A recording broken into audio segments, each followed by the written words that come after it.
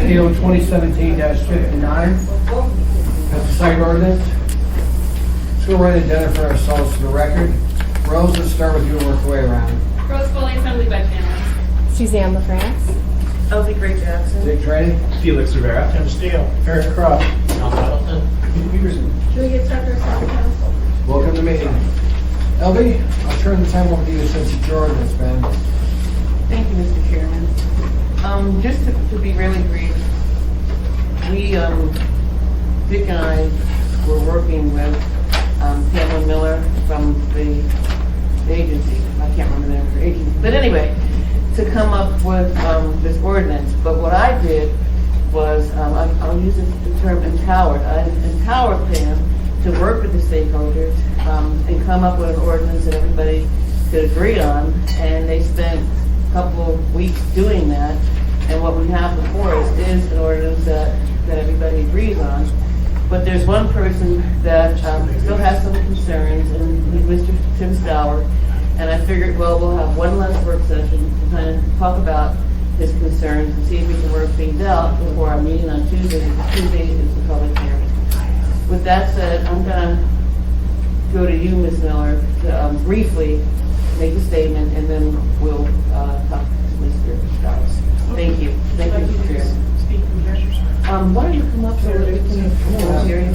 Yeah. You're being recorded, by the way, so just thought I'd let you know. Okay, I'm on the record. Yep. Well, thanks, everyone. My name is Pam Miller, and I'm the Executive Director of Alaska Community Action on Toxics. Thank you, Mr. Chairman, and thank you, Chair Ms. Jackson. And just to briefly go over the ordinance and what it is, what we're hoping that it will accomplish. It's really the intention of this ordinance to protect public health, and especially those who are most vulnerable to the harmful health effects of pesticides. And there's quite a lot in the literature, the scientific literature now, that shows that especially children are very vulnerable to the effects of pesticides. Even one-time applications can have lifelong effects on children.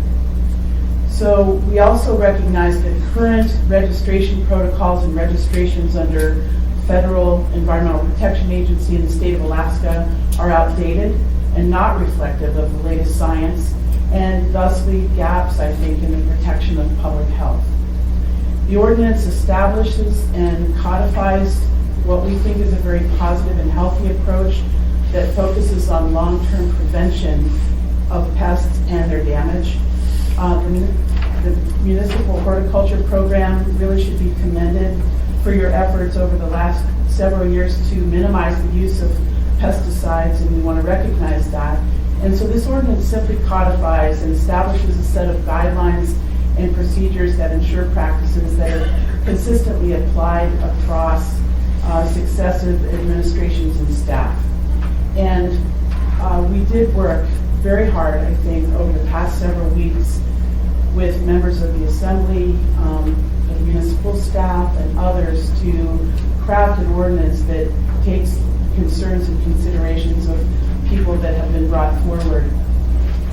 The first page of the ordinance addresses the intention to protect public health, and it is also reflective of the tremendous advances in scientific understanding of the effects of pesticides as endocrine disrupting chemicals, their harm to the developing brain and immune system, their association with certain types of cancers, including pediatric cancers, and effects on development and reproduction. So I think I'll stop there unless you want me to do a short sectional analysis of the ordinance. I think since we do have an hour, that might be a really good idea, especially considering we have two Assembly members elect here, and even though I won't get to vote on it, but still. Yeah, if you can briefly go over everything. Thank you. This would delay it.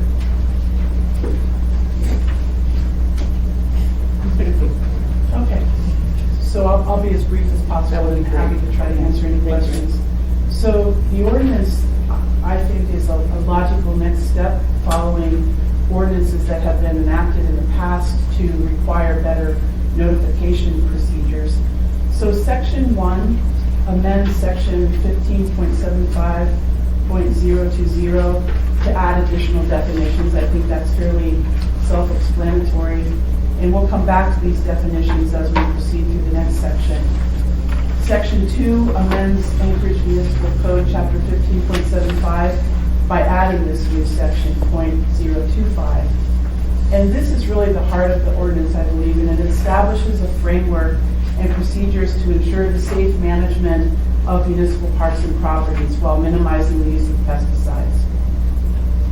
It's intended to establish a standard of care that prevents pest problems while fostering healthy conditions that minimize pest problems, and then uses pesticides only as a last resort.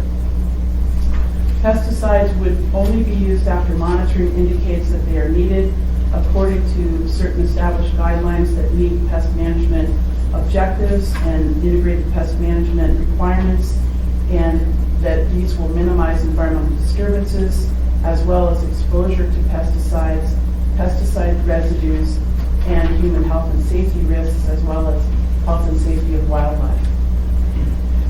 There are some provisions for exemptions that we worked out. If non-allowed pesticides are necessary to meet a health or safety pest hazard, an invasive species problem, or for research purposes, the department director or designee will make a written determination of exception that approves the application and identifies circumstances and failure of the non-pesticide means of control. And this was something I think that was of particular concern to the municipal horticulture program for use of single application aerosol cans against biting insects. When applied according to label direction, a written determination from the department is not required. And then to address a couple of key definitions, allowed pesticides are based on carefully reviewed substances that are considered minimum risk and allowed for certified organic agriculture by the U.S. Department of Agriculture and by the U.S. EPA. And the reasons for this positive list approach was that it requires only those two lists, the USDA organic list and the EPA list. And we felt that this was less burdensome than what we had originally applied and less cumbersome to those trying to implement this. So it doesn't require lists from multiple jurisdictions, national, international, statewide, for example, on endocrine disrupting chemicals and carcinogenic chemicals that are listed under various jurisdictions. Let's see, so final decisions on the use of hazardous pesticides if needed as a last resort are then made by public health experts. Because again, the literature is, I think, really showing a lot of evidence about the toxic effects of these chemicals on human health and the environment. So we're very, concerned that this is a critical public health issue. So I think that kind of walks us through, and I'm happy to answer questions, and there are other experts here who have been working on this over the past several weeks, so glad to have further discussion. Thank you. If I can continue? Thank you. Ms. Stowart, I think you're the only person here that now has concerns would you like to state what your concerns are, please? Sure. Thank you. Okay, I'm gonna come up first. Yeah, that would be nice. Absolutely. Yeah. Okay, so yeah.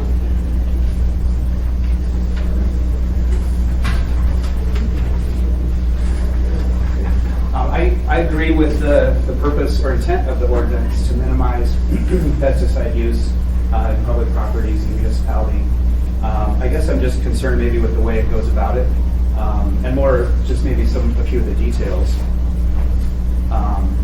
So my concern, I guess just to back up, so I'm a private contractor. I'm a DEC certified pesticide applicator, and I partner with the Parks Department extensively through some grant-funded projects through the Anchorage Park Foundation. And so those are environmental protection grants which work to control invasive species in our public areas, in our public lands. Which is, I think everyone here knows, our parks include over 10,000 acres, salmon streams, natural forests, And of course, the municipality has extensive additional land holdings in other departments. So, I'm a biologist. I study biology at UAF. And so, I'm approaching our land management, resource management, kind of as a greenie, as someone who really cares about the environment. And, I used to be, before I knew more about the issue, I was, very anti-pesticide, extremely anti-pesticide myself as well. But as I learned more about the issue, I understood that pesticides are an essential tool of resource management.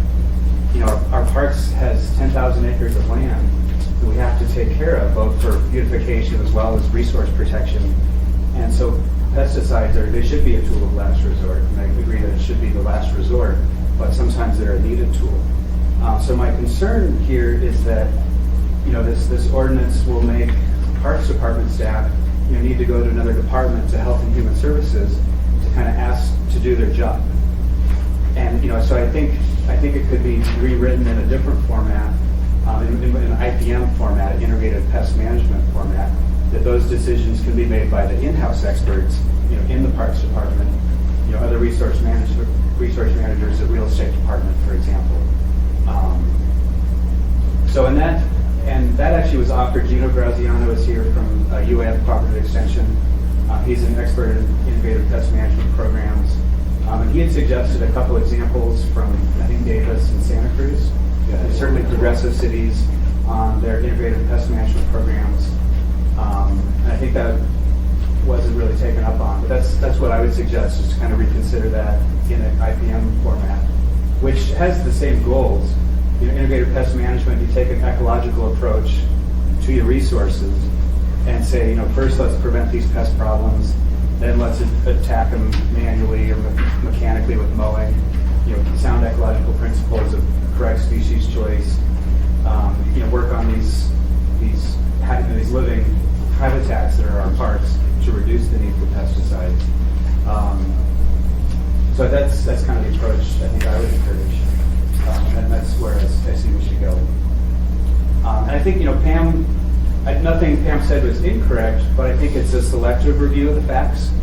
As I said, I do consider myself a greenie. I'm working with pesticides, so I'm at 1,000 times greater risk than the general public. I'm working with concentrated chemicals, working with them regularly, and I take that very seriously, but I'm comfortable with that risk. As a science person with a science background, I've read the labels, I've read research and what is the scientific consensus out there, and I'm comfortable with that risk. I just work with herbicides, which are the EPA's category 3, which they consider a low risk category. So there's a risk there, but it's not a case of one drop is going to kill everybody. These pesticides are considered less toxic than salt, gasoline, caffeine, nicotine. So there's a risk that we need to manage and address, but I think we need to consider the broader scientific consensus on this issue. And then, my concern too is that this ordinance would restrict this essential tool from our municipal staff. And these are tools that the public can go to Home Depot and buy by the bucket load. Very soon here, Home Depot, Walmart, all these stores will have gallons and gallons and gallons of these same chemicals. And that actually concerns me more than the highly trained DEC certified municipal staff from using these same tools. So it's a tool, but it needs to be respected, but not locked away from our staff. Okay, thank you. Would anybody else respond to Mr. Fowler's concern? Mr. Wells? So, I've read this for a couple of weeks. Where does it say, it says the Parks Department before they have to be, they have to go to the DHS now? Where is that in here?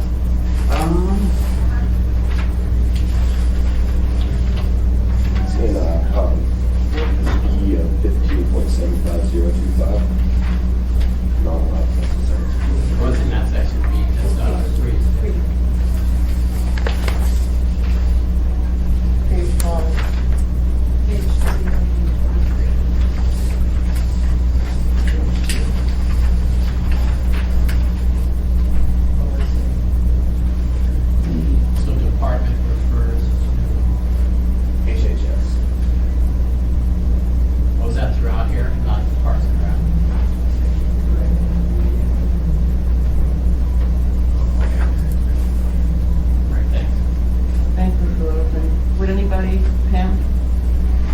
Just a couple of responses. First of all, Could you, yeah, because we can't hear you so much here. Thank you. Tim and I can sit next to Great.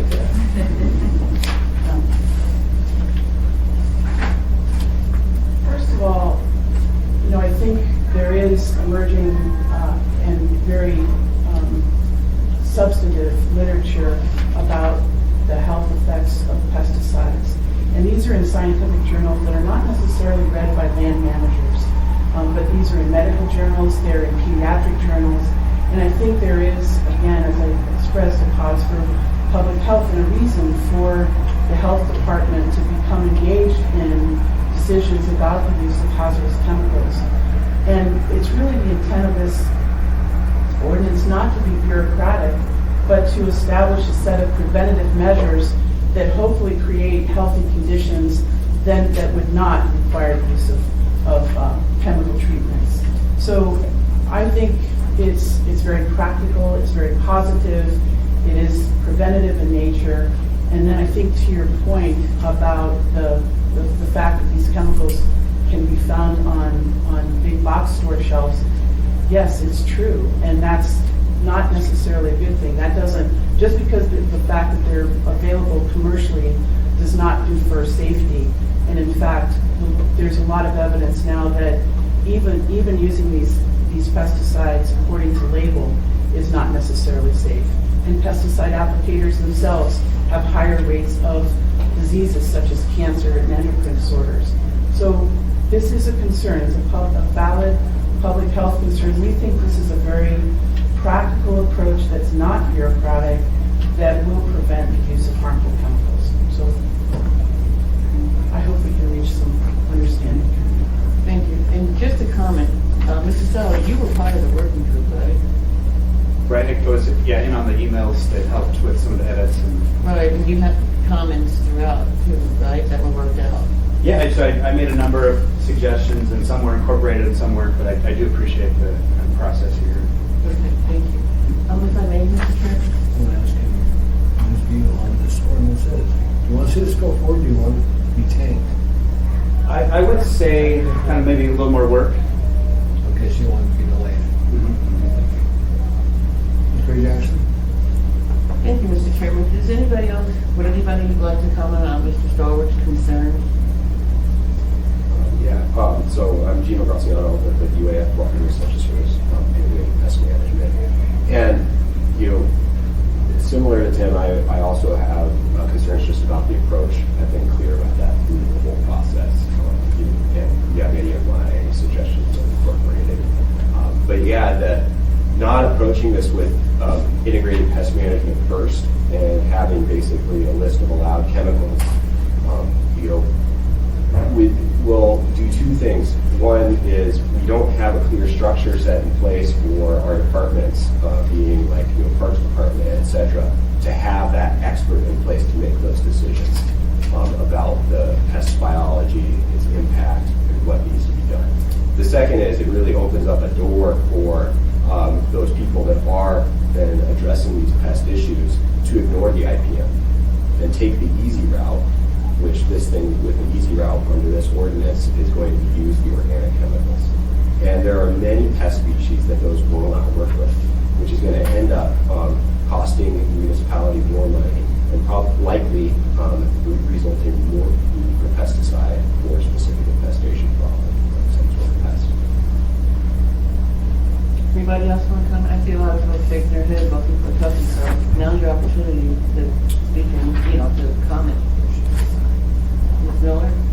Yes, and just to respond to your comment, Gino, we did incorporate the IPM language at your request, and in fact in section C, pest infestation and pest problems on municipal property shall be managed with an ecosystem-based integrated pest management strategy that focuses on long-term prevention. So you took your comments to heart, and it's in the language of the current version of the ordinance. Well, as Tim pointed out earlier, my comments were regarding integrated pest management were actually to take and rewrite this as integrated pest management first. And that puts it in the preventative language.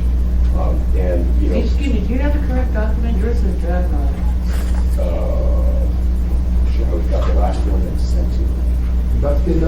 out. That is what you're saying. And that is still in the preventative section, I believe. Section 2, capital C. So, and that puts it there, which is fine, but that's not in the management section. So we need, I think, this just needs to be reported. Mr. Stilter? Yeah, I'm concerned about it. I can see both sides of the issue, or all sides of the issue. I think it's a credit that we're working on, because I think we all want a healthy environment, both pest-free or at least dangerous pest-free, as well as dangerous pesticide-free. And I'm encouraged by the fact that we have been working together on all sides on that, and I would encourage us to continue that. If we take the tools away, it's going to be difficult. If we just encourage the species to adapt to various levels and various pesticides, then that's not going to work either. It's a moving target, and I hope that what we put into place ultimately will be something that takes the best from all sides and makes a workable solution over the long run without too great a cost, both in terms of damage to the environment and also. Mr. Peterson? Thank you, Mr. Chairman. And looking on page 6, your item C, it says the department will publish a list of approved pesticides. I'm wondering, should we have a list of allowed and non-allowed pesticides right in this document? I mean, that seems like a good idea. Change it. Problem is, she said it'll change. That means we have to bring the ordinance back.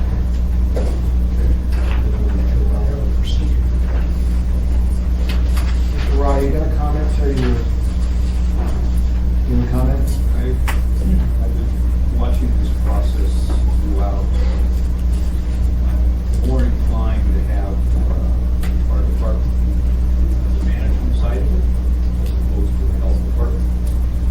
I think we're more the hands-on. I appreciate the health department's input. They've been involved since the beginning as well, but I think the authority probably of the implementation should fall more within us than them. Mr. Wilson? Said a couple things, but just directly on John. And this isn't just the park, it's going to be HLP land, park land, be important. Well, absolutely. As citizens. Maybe this needs to be bifurcated, where it establishes that there is a territory, for lack of a better phrase, of responsibility or authority in our department. Maybe there's something we should decide, get back to the health department, trying to figure out how to make it work functionally. So I'm not sure I know what the right answer is on that. Go ahead, Mr. Rye. So you said put this, like section C gives a nod to RPM, you said that should be in the management. It's basically within their, I believe, within the list of allowed and non-allowed pesticides. How those would be used. I think it's a page or so more. This is where they have the 025 A and B. Okay, so you call it on page 3, line 20 to 31, you call that the management. That's where I would say is basically says how you would go about using allowed or not allowed pesticide. You take it to it. Well, it's a little more than that. What John was mentioning about having codified territory, so to speak, is actually alludes to what I have read in Oregon IPM ordinances and others, where they actually establish established within each one of these agencies, okay, you're going to use pesticides, you're going to manage pests, you need to have this type of person, they need to develop an integrated pest management plan, and we need to adhere to that plan and submit it, and that's how those decisions are made. So that when a pest situation comes up,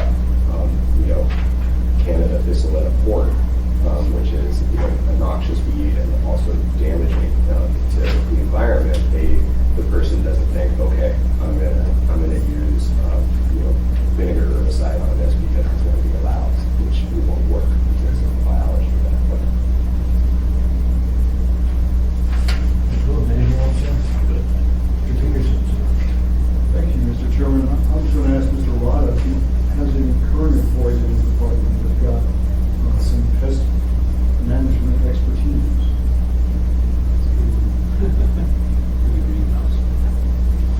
Okay, just wondering. Thanks. We understand clear what we have to do with this kind of situation. This is all dealing with public lands. The next step then would be, what about municipality wide on private lands? I can see it snowballing in terms of trying to do it, but good management practices protect everybody. So, but I worry about people with a particular interest taking an event and demanding and making it reasonably correct. So management of this is going to be everyone's task. Any comments? John? So Tim, you sprayed something or other in parks last, you were going around the community council. Correct, yeah. What was, I didn't hear outrage or gas spray. What was your sentiment? Yes, it's varied a little bit with community council. It's not required, obviously, by the assembly. But the Parks Department practice has had required me to go to the community councils in the area to ask for permission for a larger pesticide projects. And the reaction is really varied with community council. Some were very opposed, and others were supportive and recognized kind of resource damage versus pesticide risk balance. So did I answer your question? Yeah, I was just curious. The ones I went to, it seemed like people were fine. Yeah, I think homeowners understand having to deal with their own home landscaping and what a tremendous chore that can be, and understand how aggressive weeds can be and how hard they are to manage. And invasive weeds are just that much more so. Any comments? Okay. May I, Mr. Chair?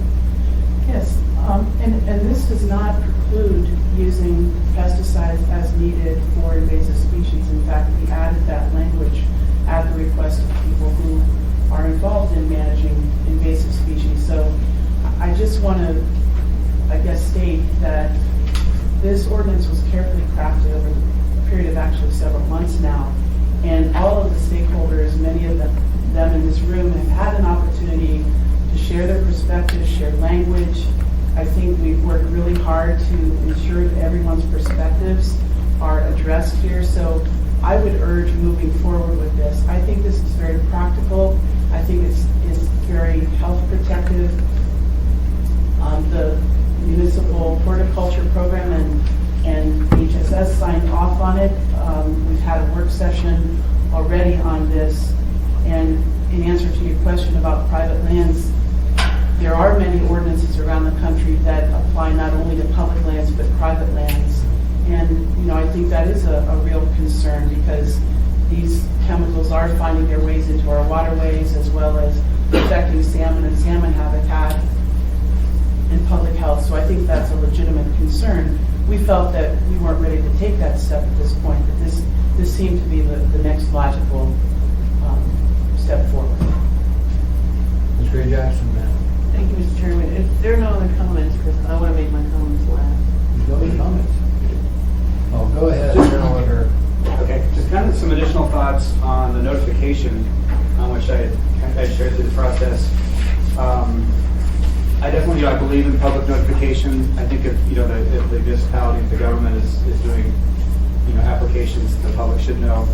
But so I've done a lot of these projects and had to work with our current notification requirements in the current municipal code. And there's just some cleanup that I think we could benefit from as if we're going to amend this code section, it would be worth considering. The current code, requires 2 days advance notice, which I think would be better set as 1 day advance notice.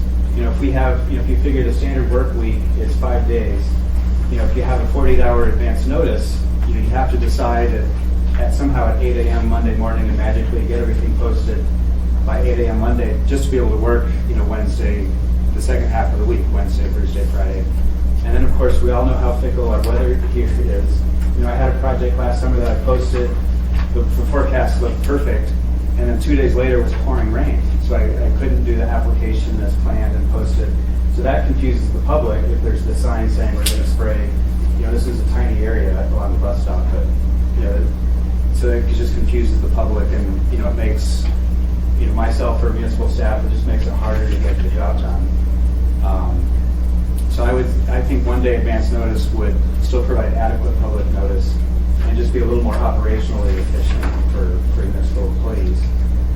Additionally, not mentioned in the current draft, but in the current code, requires that adjacent neighbors to parks be notified. Adjacent neighbors, including across the street. And that's, I think that's, we can live at that, but what about Far North Bicentennial Park? That's, 2,000 acres? It's huge. So we could have a neighbor who borders on Far North Bicentennial Park. I could be spraying a half gallon of stuff 5 miles, several miles away. The current code suggests that I should notify them, but it seems a little beyond necessary. So I think, for the notification, there should be a distance, whatever reasonable distance would be, 500 feet away from the project, 1,000 feet. Just so, somebody doesn't get a notice from somebody spraying 5 miles away from the property. I think that, just to kind of clean up kind of our current things. And kind of the same thing applies with the main entrances of parks. The current regulations, which are quoted here, it makes sense if you picture a standard neighborhood park. If you're spraying your soccer field, it makes sense. But if you're considering Far North Bicentennial Park or our bike trails, which are long and scenic, they don't kind of reflect kind of the reality of our varied nature of our parks in this town. Thank you, Ms. Gray Jackson. There are no other comments? Mr. Peterson? Thank you, Mr. Chairman. I'm just looking at the very last page of the summary of economic effects, and way at the bottom, it's saying the ordinance will require companies providing effective odor control or municipal public lands or rights of ways to use only allowed pesticides or obtain approval from the Department of Human Services. And they say, I don't think that's going to have any economic effects. I just wonder about that. That's a good question, sir. Good question. Can anybody respond? Go ahead. Well, I'm not super familiar with the analysis, but my presumption would be that these amendments basically codify current practices in general. Current uses of the non-allowed pesticides would still be allowed underneath the exemptions in these amendments. And current good practices that municipalities generally use organic pesticides will continue to be followed. And so mostly what this does is make sure that there is application in place to continue these good practices throughout future staff and administration. So it seems to me that because there won't be a big change in current practices, that current economic change won't. Well, great, thank you. Other comments? Ms. Gray Jackson? You look like you want to make a comment. No, I was waiting for you. I saw you shaking your head. I'm not trying to put you on the spot, I'm really not. So if you don't want to say anything, you don't have to. I'm Shelley Griffith. I am from the Department of Health and Human Services, and I agree with what's been said today. It is codifying what's already in code with our Department of Environmental Conservation from 2013, which I have with me. And so, yes, I do support what's been said.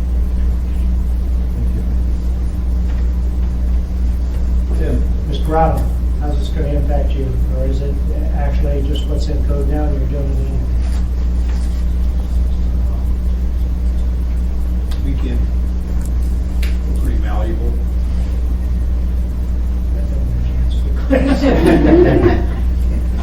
It's, we'd like to have the latitude to be able to operate as necessary. Some of my comments to John, but, and I don't know, we haven't talked specifically about it, with the health department, about having that authority without permission, if you want to call it. I think there's, I think the integrated program makes sense. On an overall basis, because we will find ourselves with other departments being affected potentially. I don't know if the health department has the burden for all, I guess is what I'm asking. The way this is written, it appears that way. So no matter who it is, they have to go through and get permission from the health department for their program. Yeah, so I guess my question is, chain of communication and availability, expertise. We work 7 days a week. Let's say we have a situation at 3 o'clock on Saturday afternoon, what do? We wait till 8 o'clock Monday morning.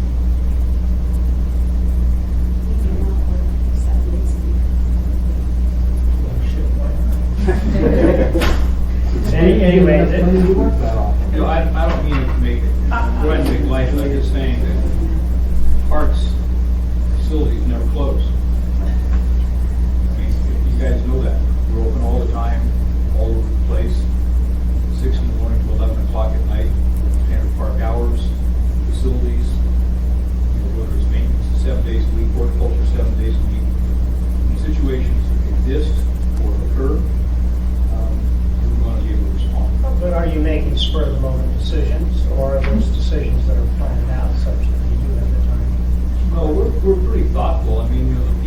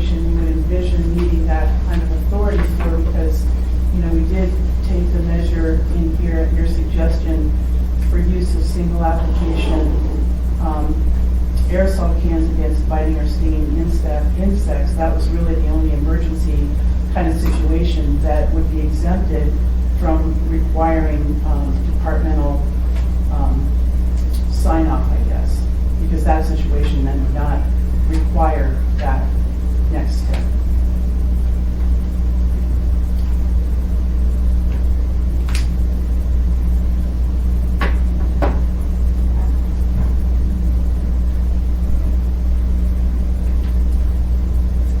Nothing off campus, right? Cockroaches at King Cage Chalet. We've got an event with food coming up in a few days. Well, there are cockroaches around town. though. For the record. Hypothetical. Some gold districtors around the King Cage Park too. Right? Well, that's kind of a little different. Anything else? LB, I'll try you one Okay, more thank time. you, Otherwise, I'm not Thank you, gonna come back Mr. to you. Chairman. Well, I just want to say that, I didn't just introduce this ordinance, and have it out there. I did my homework. Like I said earlier, I empowered the stakeholders, and you folks have been meeting and working on this, and we came up with a document that everybody agreed on except Mr. Stolber. Okay? When you have a mission like that, there's give and take, really is. And yeah, I would like to see this ordinance dealt with one way or another before I'm gone, but I'd also like to see, to get it right, and we got it right, and that's when I introduced it. With that said, Ms. Tucker, would you draft the amendment for me that you suggested? Yes, ma'am. Thank you, I appreciate that. And I would also suggest if anybody else has some amendments they would like to bring forward after the public hearing is closed, please, have Ms. Tucker prepare them for you. And when the public hearing is closed, we'll go through the process, the amendment process, and then we'll have a vote and we'll see what happens. Thank you very much. Thank you, Mr.